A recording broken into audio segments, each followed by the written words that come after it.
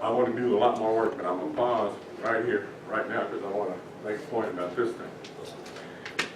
You guys have had a chance to look around the room. You probably know the person sitting right next to you.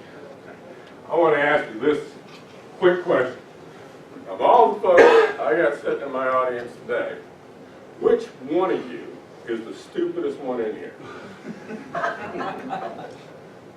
Well, there's your proof. Which is kind of funny, because this is a small group, and one of you actually is the stupidest one in here. But you're so stupid, you're thinking it's the person to your left or right. That's the quickest, easiest way I can prove no one wants to look stupid, because nobody raises their hand when I ask you, except one day. I worked through Huntsville through the Lehman, Law Enforcement Management Institute of Texas, and over the course of 2 years I spoke to every police chief in the great state of Texas. I was in Corpus Christi in the Omni Hotel, big building like this on the beach.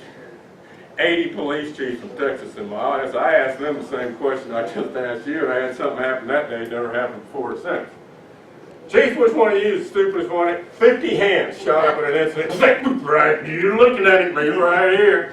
I got witnesses, I got testimony, I'm a police chief of a small Texas town. And then they went around and they started arguing. Oh, put your hand down, Dale.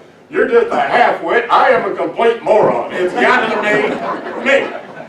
I wondered what happened that day. And I got on the Southwest flight back up my home in Little Rock, and I flew right over the piney woods of East Texas. I got 2 degrees from Stephen F. Austin in Nacogdoches, Texas. And I'm looking down there on Nacogdoches, and I couldn't get this out of my head. What? Sort of spoiled my chance to see nobody. Then I looked down at Nacogdoches, and I imagined I had continued to live there after I got my first degree.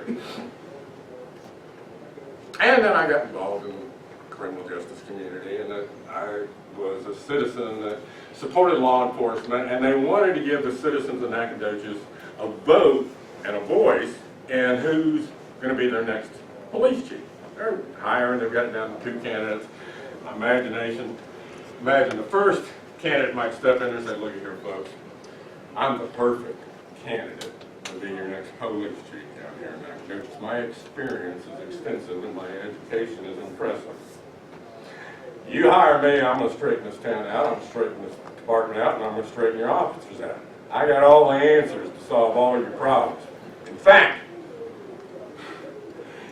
you don't hire me, you're just going to be just plain stupid. Thank you very much.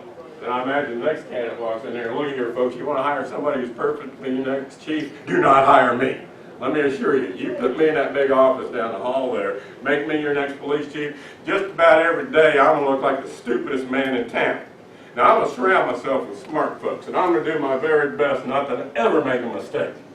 Let me assure you, just about every day I'm going to look like the stupidest man in town. Who's getting a job?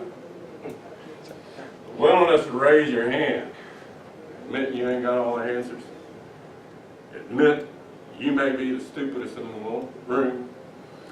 Well, you'd be following in a tradition of Socrates, one of the smartest men in the world, and we still quote, it says, I know nothing, which makes you the smartest person in the room.